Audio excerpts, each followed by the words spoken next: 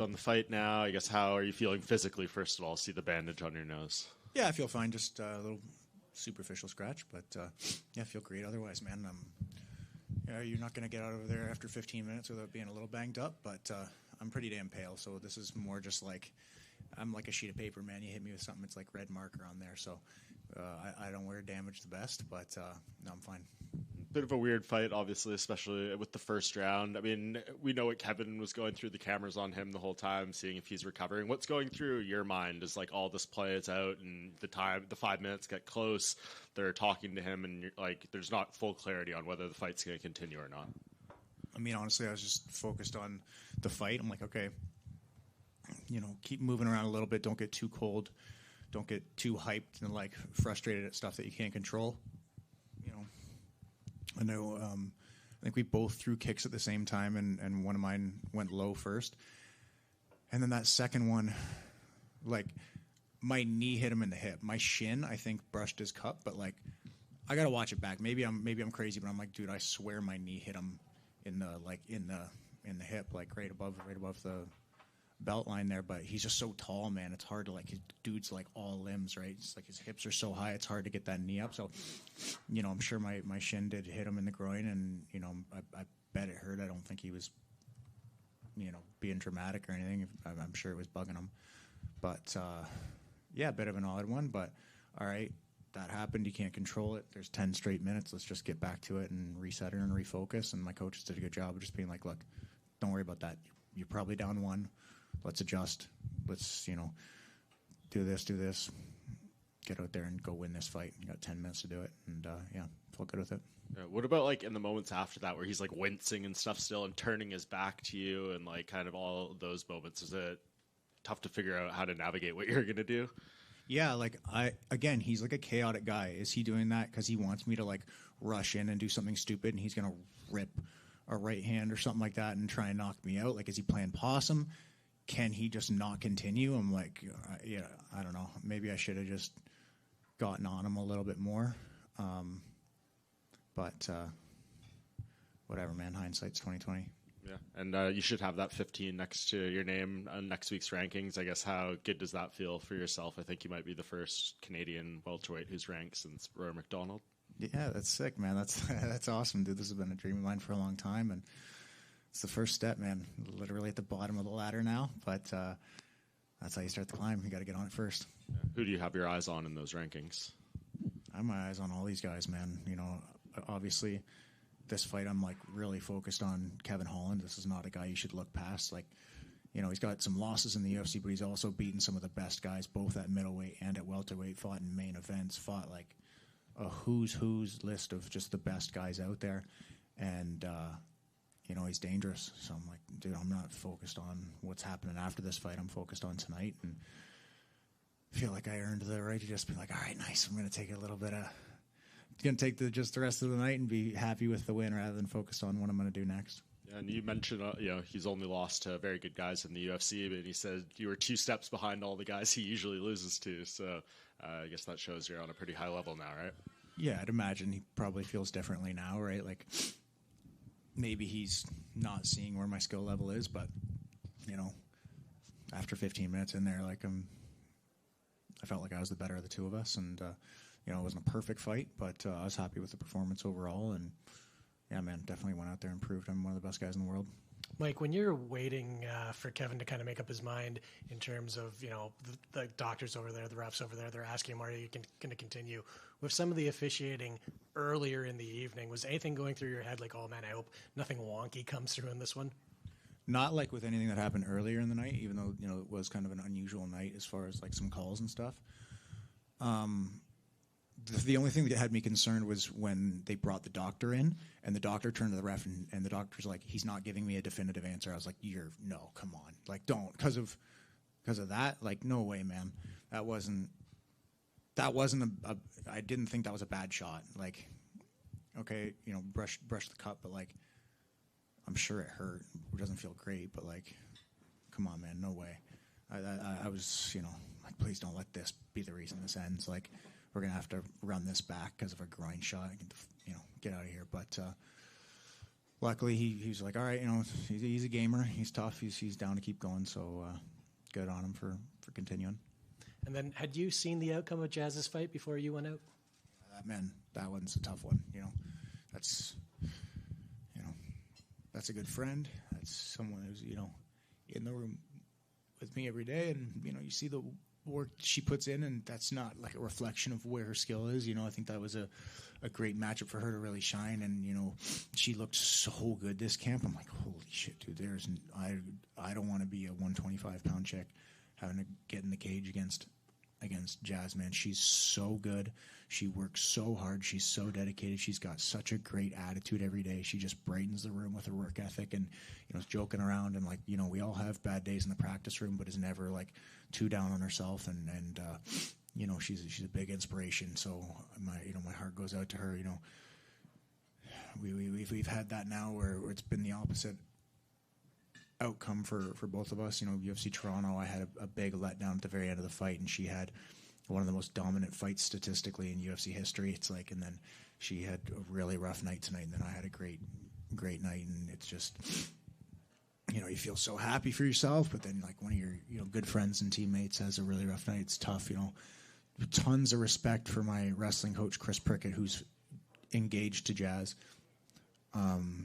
He's both of our wrestling coaches, and he got her into MMA, and you watch your fiance and like get hurt like that, and all that work comes crashing down, and just it's so definitive and like punctual, it's so punctuated at the end where like it's final, right?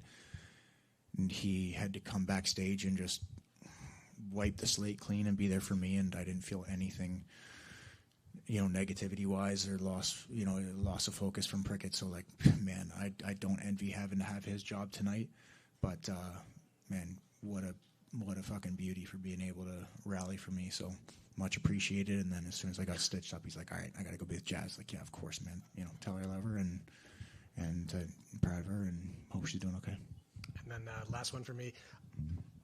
Toronto's kind of been like an every other year destination for the UFC, so you're hoping maybe to see that early in 2026. Do you have any idea on timeframes for when you want to get back? Yes, that sounds great.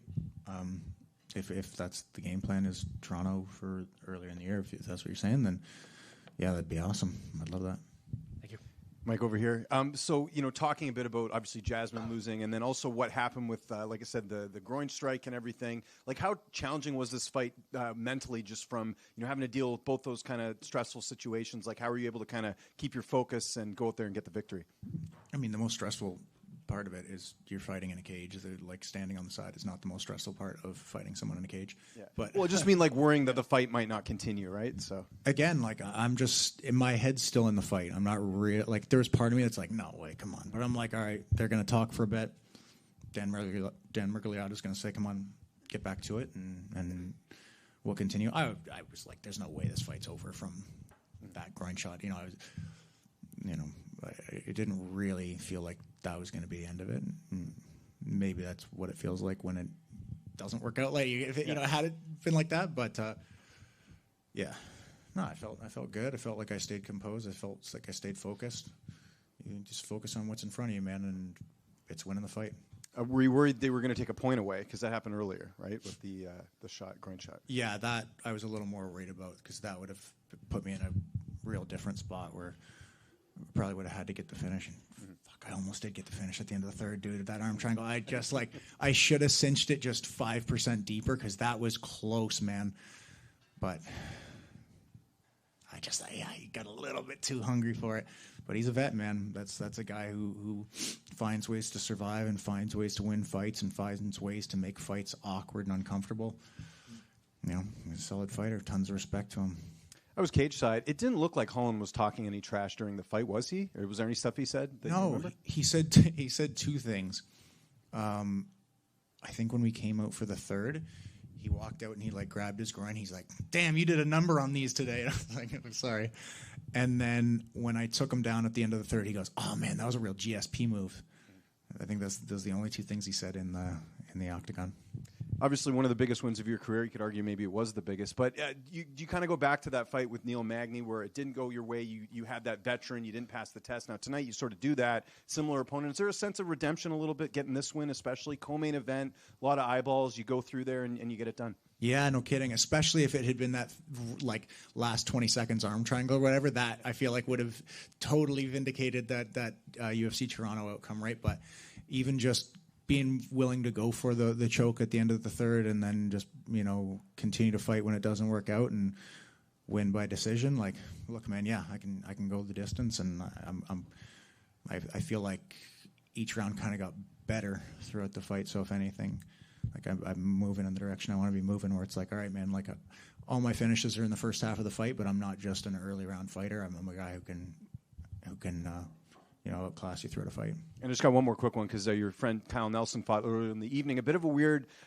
thing that happened after that first round. It looked like the fight was over, and then they continue. What did you make of that? Did you watch the fight on the monitor? Did you see what happened? Yeah, it looked like it was over, right? There was still 3 seconds left, and the fight got stopped. So that was a weird one, Reffing's a thankless job, man. Those guys are in such tough positions. Like, I feel bad for them, but at the same time, like, if you hadn't stopped it with 3 seconds left, I thought Frivola was out, actually. Like, his arm was kind of like across his body. Frivola's a beast, and all the respect to him, but I thought he was out on that one.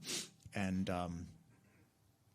if there's 3 more seconds, Kyle was landing like 2 punches a second. He lands 6 more unanswered shots. Like, no, we're not continuing like that. I feel bad. That could have been a bonus for the guy. He's got kids. Like, he's been in this game for a long time.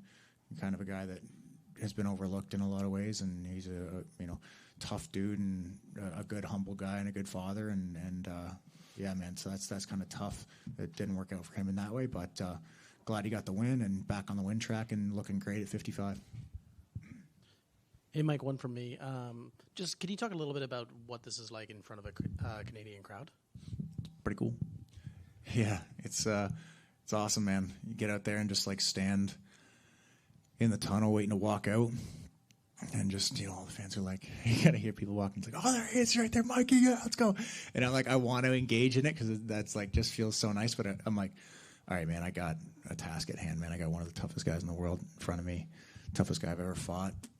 I gotta be ready to turn this on. So. Staying dialed, staying focused, and walking out, taking my moments to like appreciate it. Walk into the cage, just hold my hands up and kind of look around like, all right, man, like we're fighting in front of 20,000 people. There's tons of fans in here. Like, Canadian fans are the best MMA fans out there, right? Like statistically, we're most fans per capita in the world. So yeah, it feels great getting to go out there in front of the Canadian fans, but looking forward to the next one. And a pretty decent night for Canadian fighters tonight, too. What do you think that says about the kind of quality of fighters that we have? Yeah, I don't know how everything turned out. How did we do tonight? It was 5 out of 7, I think, wins. 5 out of 7? I think so. Nice, right on. Yeah. Yeah, that's awesome. I mean, that says great things about Canadian MMA, right? Like, sometimes you have great nights, sometimes you have tough nights, and fans are kind of ruthless. After UFC Toronto, it's like, man, Canadian MMA sucks. But after Vancouver, it's like, man, Canadian MMA might be the next big thing. It's like you just have like one great night, a few good fights, and people are like, man, this might be the fight country of the world. And it's like, all right, just happy the Canadians did well. Team Canada, baby. Thanks. Mike, in the back here. How do you prepare to fight someone like Kevin Holland, who has such an orthodox striking style? I mean, tonight he wasn't really able to connect, and I think a lot of ways a lot of his shots came from various angles. How do you prepare mentally and physically for a striker like him? I brought in a lot of long guys to work with, long kickboxers, long Thai boxers, long MMA fighters, guys that were quite a bit bigger than me, a lot of middleweights. So that helped a lot, just having that range. He felt long. I thought he'd feel longer, especially with how long his arms are. I thought he'd feel longer. Everybody feels different when you're in front of them than what you plan for, right? Like, I thought I'd have a little more success with the kicks, and I'd want to maybe avoid the boxing a little bit more, and it kind of was the opposite. And the more I boxed with them, the more success I had. Probably wasn't setting the kicks up the best. Lesson learned there. It's lesson Cruella and Helmagen's been trying to tell me for 20 years, but sometimes it takes a minute to learn those things. I just thought, the one low kick that I think he caught and like straight righted me, I was fine. Like it didn't feel nice, but I wasn't like really hurt. I was on the bottom. Like, all right, just take your time here. You're gonna be fine. And swept him off that. But yeah, I thought he'd feel a little bit longer. The most frustrating part was like when he was throwing his like slap hook, he kept like raking my eyes. He like kept kind of not scratching my eyes, but he kept like raking my eyes with his left hook, and I was like, all right, that's annoying. But yeah, beyond that, he landed a couple nice jabs. But yeah, the hands weren't crazy threatening. Yeah, I mean, I counted at least 4 or 5 times that he open-handed slapped you. Have you ever had that before, and what'd you think? Well, it wasn't the slap. It was the fingers and the eyes that's frustrating, right? So, yeah, I mean, I felt like I stayed calm with it. Didn't hurt. Just was like, okay, I don't want to get one of these under the eyelid. The left knee that connected and put him up against the cage in the third, how close do you think that was to being finished? Dude, that guy's got a beard on him, man. I'm like, I think I might be the first guy to knock him out. Like, landed a flush knee to the face, and he just ate it. He just rolls with shots really well. I didn't want to get overzealous and sell out for something or leave myself open to get hurt. But, yeah, that one was close, and then the arm triangle was even closer. One last one. Do you think Kevin could have a career in power slap after he's done? I think if anybody could, yeah, probably him. Thank you. Hey, Mike. How's it going? Good. Congrats on the win. Thanks, buddy. I just have a couple questions. So obviously you've spent like a lot of your career fighting in Canada. And you were talking before about how much you appreciate it, fighting here. For your next fight, would you like to stay in Canada or Yes. more Canada? Yeah, dude. Would I rather be a co-main event in Canada or just a dude on like some American show? Yeah, I would way rather be a co-main in Canada. I come out and get all the reception. The fans are all stoked. Like I'm well aware that I don't hold the same like as far as like fan reception, it's gonna be completely different if I'm fighting in another country. I'd much rather fight in Canada. You only get so many of these in life, and each one of these feels like just such a big celebration for all the Canadian fighters, and like it's almost like being a kid and going back to camp and seeing the guys from last year. Like, oh, Marc-Andre Barrios here, what's up, bro? Like Charles Jourdain, let's go, guys! Like we just get to go through this stuff together, and yeah, man, I love it. I'll fight where the UFC tells me to fight, but I would always prefer to fight in Canada. So you'd rather have Saskatoon over the White House? Yeah, dude. Hell yeah. Yeah, let's go, man. And one more. I know you've already spoken about this already. I'm just going to like slightly push a little bit. You said you didn't have any specific guys in mind at 170.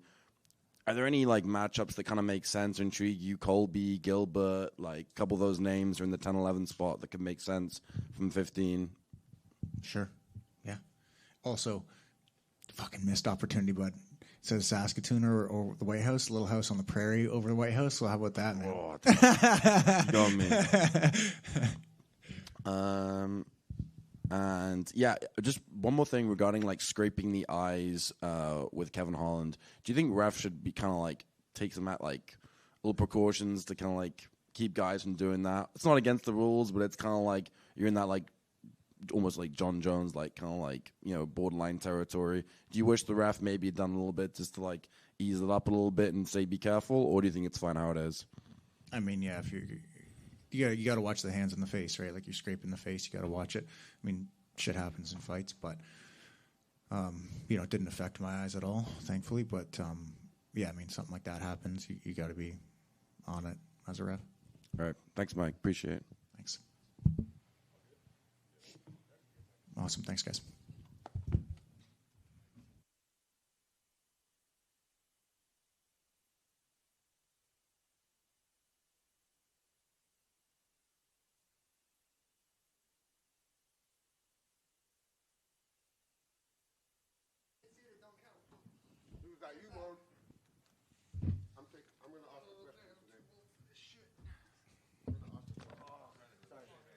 Huh? I got a lot of miles though. A lot of stops in between. Brendan. Congrats. All the ways you pictured yourself winning this fight over the past 3 weeks, did him not coming out of the corner on the stool in a round be one of those scenarios at any point? Yeah, you can see it when he fought the Russian guy for the second time and won. Yeah, totally. Yeah, whatever his name is. He did the same thing, I think third or fourth round, same thing. So, yeah, I knew I could get it done. 25 minutes is a very, very long time to take punishment. And I didn't think he would be able to do it. He took a round longer than I thought, but I also didn't start off too hot in the first. So 3 rounds of dominance. Yeah, he was saying in the pre-fight package that you start very strong in the first rounds, and now he came out strong. Was there something that you felt led to that bit of a slow start on your end? 5 rounds, 3.5 weeks of training. I just wanted to come out and be sharp. He got the throw. I thought I stepped over, but obviously I didn't step over his feet. But he hit the throw. I've hit the same throw on other people. It's a nice throw. So good on him. Just little mistakes. Like I said, it took me a little minute to get going, get the wheels going. But like I said, 25 minutes is a very long time. I've done 25 minutes multiple times. So nothing new.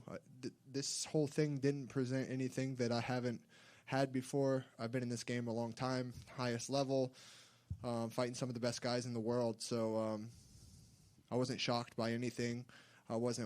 Nothing had me wavered. I would just stay composed, stay listening to my team, stay being open and honest with them about like how I was feeling, and we talked through it, and the performance is what it was. Was there a point in the fight where you felt like you were breaking him or did break him, which led to him not being able to come out for that final round? I knew I think it was the second when I stayed on top and just was hitting him. I just didn't want to blow my load, I guess you could say. No weird thing intended. No plausible moment. But I didn't want to, tank myself by trying to get him out of there. If I would have had like 6 weeks, for sure, I would have gave him more. But I just was trying to be smart. I knew if I get him down again, I know I'm going to get him off. Like I said, I told other people that there's no way he could keep that pressure that he was trying so hard, squeezing so hard in the first. There's no way that he can keep that for more than 2 rounds, let alone 5. So I just stayed smart, stayed composed. Like I said before as well, I speak grappling fluently. So that's fine. You can have that round, 25 minutes, no problem. I'll move a little bit and try to see where he's going and how the movements are, and just keep calculating, keep logging, the data that's occurring, and that's what I did. And got him off in the second and just started to punish him. I think you're top 5 now in middleweight wins and middleweight finishes. Where does this rank among like your most gratifying wins, especially with the short notice, the whole team element, people picking sides and stuff like that? It's up there for sure. I'm usually not looking into too many of these signs and things that happen, but this week was there was a lot of things that just randomly happened. New Orleans was so great and so amazing that I never thought I'd be able to come close to how that made me feel. All my family, all my friends, my hometown for the first time in 10 years, the UFC came there. All these things, right? Like I never thought it could top. Coming here to Canada, short notice, top 5 guy in the world, number 4, undefeated in the promotion, talking about title shot, all these different things that we already know. I get here, and they tell me that like it was my 7-year, but it was 6-year anniversary to the day today that I made my UFC debut. It's like, man, that's super cool. Like I never knew that. I never paid attention, and I thought that was very special. It kind of meant a lot to me. And man, I've been in the biggest promotion in the world for 6 years and been competing at the highest level. That's special, That's crazy. So that was number 1. Then I got here to the arena for weigh-ins yesterday, and I see my name out there. Nothing new. I've seen it before. But then I look right underneath it, and it's all in. Like the thing on those signs out there was like all in. I was like, oh crap, this is another one. Like wow. And then we were leaving the ceremonials, and Bilal got the word that Duke had passed away, and that really hit home. It really, I kind of felt that one a lot, because me and B were in that room every day training for years. You know, for years we were there for camps and learning from him and around him and seeing his daughter, his family, and his dad. And, like, you know, it's it really hits home. No matter what happens in that room, he still got all of us. We had such a great room. If we went over the guys that were in that room at that time, I think everyone could be like, damn, that was a great room. And we had such a great camaraderie between each other. We had such great times, great moments. And it was because of Duke brought us all together and taught us a lot. And, yeah, the community lost a legend. Yeah, absolutely. Last thing, you made great call out post-fight, dropped the 3 options. I guess let's start at the top. For, like, a title fight, people will probably say, you know, you dropped the fights to Jamal, Bob, and Fluffy. What's the argument for you to maybe go ahead of them if there was a title shot next? I mean, if anyone wants to sit down and break down the tape and actually know the unified rules of MMA, we can sit down and have a conversation and point these out. And they can say, like, oh, well, the numbers are he hit you 20 times, but we can watch that same fight, and I guarantee you when they show the different angles, you'll see that it didn't hit me or hit my guard or, graze me. So that's not a significant strike. If it just grazes me, it's not a significant strike. So if you look at the numbers and actually watch the fight in detail, know the unified rules, you can argue for both of those that I won both of those fights. But it is what it is. Like, it's a loss on my record. I learned from it. Even though I think it was very close, I think I arguably won them. Maybe I'm delusional. Who knows? But, yeah, I don't really care. It's in the past. We're growing. We're learning. And as I keep saying, man, I'm still the youngest guy in the top 15, now the top 5. And I probably got some of the most fights out of all of them. This is my 18th fight in 6 years. So I'd say I'm pretty active, and I haven't fought slouches. I fought all top guys. If you look at everyone I fought, in the moment that I fought them, they were all top dogs. Like, people talk about, like, Bruno Silva, for instance. When I fought him, he was one fight off of that big fight with Alex Pereira, and then Gerald Denby. So he was super close to that, super still talked about because of Alex. Yeah, a lot of guys. They were all good. Marvin Vettori, when I fought him, that's probably the best version of Marvin Vettori we've seen in a very long time. He was very hungry, and I went out there and bullied him and beat him 30-27, pretty clear. And, yeah, so, you know, it is what it is. I don't need to me, I don't need to talk too much to boast myself up. That's not who I am.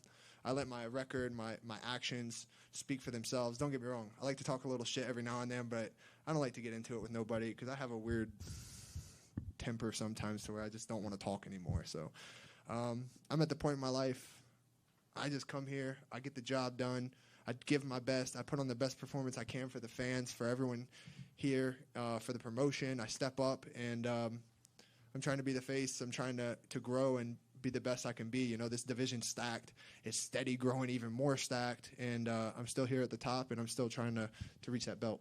Yeah, well, and the Drickus one feels like it makes a lot of sense. And you mentioned, you know, the trash talking and stuff. He's taken every opportunity to kick you when you're down at times. Never when I'm up, though. Yeah. So do you feel like that one is one you have to do, and it would make a lot of sense too? Yeah, man. If that's what it is, if it's the timeline, because I don't know when he wants to return, but yeah. For now, I'm just ready to get home to my family. Take some time to mentally recoup. If B's obviously the next one in line for us that is going to go out there and perform and get a big win and get back to his belt. But if he needs help, all he's got to do is let me know, and I'll be back for him and helping any of the guys. But outside of that, Tuco, B, and anyone that needs it at the team, I'm just going to go home and be a dad and a husband, heal up, mentally recoup myself, and enjoy the hunting season, enjoy the holidays, enjoy seeing my new baby girl, and then we'll get back next year and see what's next. Brandon over here. To feel a little bit of redemption, just because earlier this year in February, kind of interesting, just about 3 hours away in Seattle, you lost that fight to Anthony Hernandez. I know you were disappointed, wanted to change some things up, and now you've won 2 in a row, and you fought a really good opponent that a lot of people were saying if he won this fight, maybe he's going to get the title shot. Do you take that into account as well, that, like, you know, similar situation, you were an underdog, you come in here and you get the win, sort of some redemption there? I mean, I wasn't surprised. My team wasn't surprised. To be honest, I don't really care what anyone else thinks. I knew in my heart that if I go out and perform, there's no way he's going to touch me and beat me. It's not even going to be close. He may have his moments. My team told me, like, we're not scared to face adversity. It's a fight. Mm-hmm. If we face adversity, no problem. But 25 minutes is a very long time. And despite all the adversity, I had to, train and cut and work my butt off to get here. 25 minutes. I had 25 minutes to go out there and be special. And, and everyone else was telling me all week, I'm the best in the world. Like, just go be you. Just go be you. And, again, I wasn't surprised at all. There was no way that he was going to beat me. Do you feel like he overlooked you at all in this fight? I don't know. You probably have to ask him that question, but it doesn't matter. I know I'm better. He knows I'm better. I knew that from the beginning. I knew it. That's why I jumped at the risk. I didn't ask for a catch weight. I didn't ask for 3 rounds. I didn't ask for anything. Do you want the fight? Yes. All right, you got it. No problem. Just some clarification, like, are you now only training in Chicago, or are you also going to be because I know for this fight, obviously, DeRitter trains at Killcliff. Are you going to be doing any cross-training there in the future, or are you kind of solely at Bilal's gym now? No, I'll be fully with Bilal and Horacio and them. If Tuco needs help, obviously, I'll always be there for him. I'll always be there to help him and anything he needs, just as he was for me. But my heart and everything in me in the business realm, the personal realm, is set in Chicago. And man, like, they gave up everything.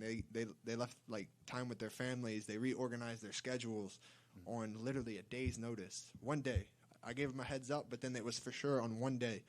I drove the next day. They already had everything set. B had everything set. Horacio had everything set. Max cleared his schedule. Tuco flew all the way from Florida, left his family and his friends and his life to come and help me. That was it. They came to help me. So I can't be more thankful for that. And, that's where my heart lies. And just last one for me. You talked about in the cage about, Chimaev and his grappling and everything. Just that fight right now, like, stylistically, how do you look at that one with you and him? Honestly, I haven't thought about anything, to be honest. I'm just super excited to get home to my wife and kids. But, yeah, like I said, I speak grappling fluently. I think his wrestling's really good. Obviously, we know his wrestling's really good, but my jiu-jitsu's really good. And I think I have a great outlook for that fight if that's what happens now or whenever. But I also have the best minds and the best guys to help me prepare. And no matter what, we'll be ready. Full camp, for sure. I'm ready for anyone in the world.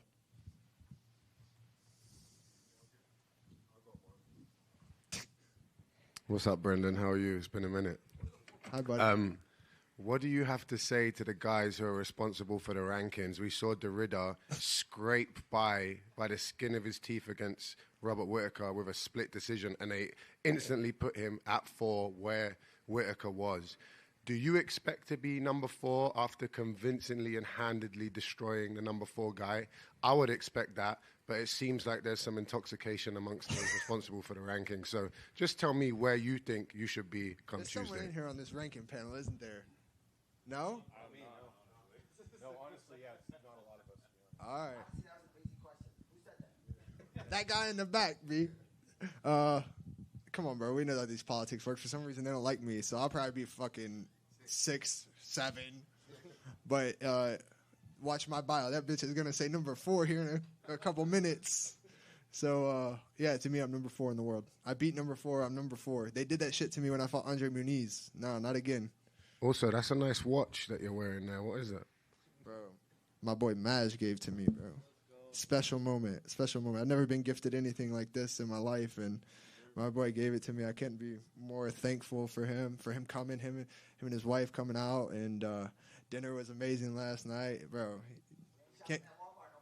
Yeah, we ain't shopping at Walmart no more. Thanks to my brother Maj, man. I can't be more thankful, bro. Thank you so much.